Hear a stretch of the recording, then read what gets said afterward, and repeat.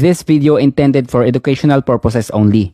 Sensitibo ang video ang inyong mapapanood. Ipapakita ko sa inyo ang tradisyonal na gamot sa taong may impeksyon sa mata gamit ang colitis. Isa sa aking anak ay may mataas na impeksyon sa mata kasama na ang sore eyes. Makikita nyo sa video na may laman na kulay puti.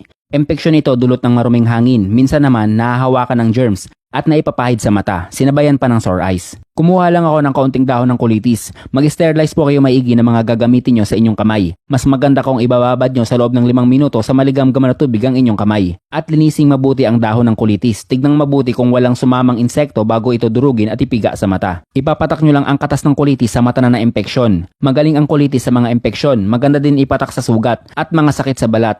Sa day 2, kita nyo wala na yung pamumula ng mata. Bago ako matulog nagpapatak, isang beses lang sa isang araw. Sa day 2, ginamitan ko na ng bulak. Piniga ko muna saka ko pinasipsip ang katas sa bulak, saka ko pinatak sa mata ng anak ko. Ang pamamaraang ito ay ginagamit din ng may mga katarata sa mata. Kung may kakayanan naman kayong bumili ng eye drop, maganda din po yun. Pero tulad ng sinabi ko palagi, hindi tayo pare-parehas ng antas na pamumuhay. Ang karamihan sa atin ay walang kakayanang bumili ng gamot. Uulitin ko po, linisin mabuti ang dahon, ang mga gagamitin at ang inyong kamay para maiwasan ang karagdagang impeksyon. Sa loob lang ng 2 araw nyo ito gagawin, pangatlong araw gagaling na yan. At yan ay 1 minutong dagdag kaalaman galing sa isang magsasaka.